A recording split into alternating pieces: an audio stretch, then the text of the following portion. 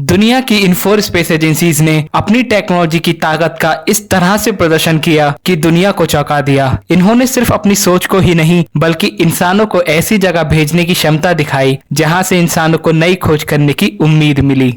इन 4 space agencies ने उन systems और समाधानों के साथ उच्चतम तकनीकी क्षमता का प्रदर्शन किया है जो कक्षा में एक्सट्राटेरेस्ट्रियल बॉडीज पर मानव गतिविधि का सपोर्ट करने के लिए सहायक तकनीकी क्षमताओं के साथ साथ मानव अंतरिक्ष उड़ान का सपोर्ट करते हैं। इनके द्वारा किए गए मिशन प्रत्येक गतिविधि की पहली सफल उपलब्धि है और आज हम इस वीडियो में इन 4 स्पेस एजेंसीज की ह्यूमन स्पेस फ्लाइट की क्षमता रखने की ताकत को जानेंगे और इनकी ताकत का पता लगाने के लिए हम 6 मुख्य बातों का ध्यान रखेंगे। पहली बात, क्रूड स्पेस लॉन्च, यानी कि इंसानों का स्पेसक्राफ्ट में बैठकर लॉन्च करके स्पेस में जाना। दूसरी बात, EVA stands for extra vehicular activity और इसका मतलब है कि किसी अंतरिक्ष यात्री द्वारा अंतरिक्ष यान के बाहरी अंतरिक्ष में कोई भी की गई गतिविधि है। सांस लेने योग्य पृथ्वी जैसे वातावरण के एब्सेंस में अंतरिक्ष यात्री पर्यावरणीय सहायता के लिए पूरी तरह से अंतरिक्ष स्पेस सूट पर निर्भर होते हैं। EVA में स्पेस वॉक और चंद्र या ग्रह की सतह की खोज शामिल है। स्टैंड अप EVA में एक अंतरिक्ष यात्री एक खुली हैच के माध्यम से खड़ा होता है लेकिन अंतरिक्ष यान को पूरी तरह से नहीं छोड़ता है। तीसरी बात, रेंडेजवो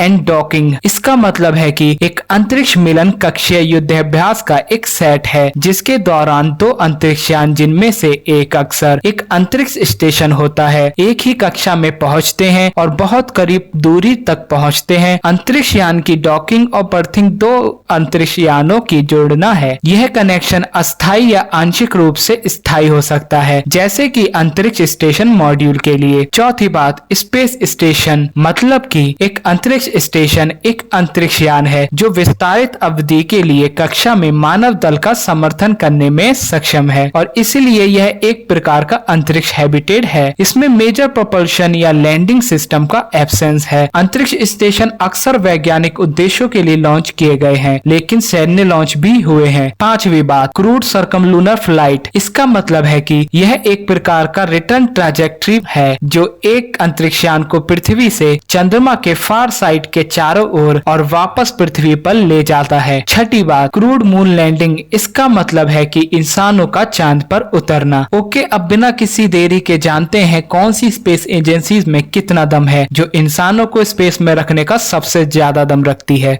नंबर 4 पर आती है CNSA, China national space administration from China. इसकी स्थापना 22 अप्रैल 1993 में की थी। इसके द्वारा crude space launch long mark 2F शेंजू 5 के जरिए किया था। EVA शेंजू 7 से जाई जिगांग ने EVA एक्टिविटी की थी। इसके द्वारा रेंडेजवो एंड डॉकिंग शेंजू 8 से टिएंगोंग 1 में डॉकिंग की थी। इसके द्वारा चाइना के द्वारा स्पेस स्टेशन टिएंगोंग 1, इसके द्वारा क्रूड सर्कमलुनर फ्लाइट नहीं, क्रूड मून लैंडिंग नहीं। नंबर 3 पर आती है Russian federal space agency Roscosmos. इसकी स्थापना 26 दिसंबर 1991 में की थी। क्रूड स्पेस लॉन्च इसके द्वारा सोयूज TM-14 के जरिए किया था। EVA के द्वारा मीर स्टेशन से अलेक्जेंडर वोल्कोव एंड सर्जी क्रिकालेव ने EVA एक्टिविटी की थी। रेंडेजवो एंड डॉकिंग सोयूज TM-14 से ISS में डॉकिंग की थी। रशियन के द्वारा स्पेस स्टेशन मीर,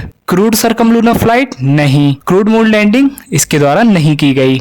नंबर 2 पर आती है Soviet space program from USSR। इसकी स्थापना 1955 में की थी और इसको डिसबैंडेड 1991 में किया था। इसके द्वारा क्रूड स्पेस लॉन्च वॉस्टॉक 1 के जरिए किया था। EVA के द्वारा वॉस्टॉक 2 से एलेक्सी लियोनोव ने EVA एक्टिविटी की थी। रेंडेजवो एंड डॉकिंग सोयूज 4 से सोयूज 5 में डॉकिंग की थी। Space station Salyut 1, crewed circumlunar flight इसके द्वारा नहीं की गई, क्रूड मून लैंडिंग इसके द्वारा नहीं की गई।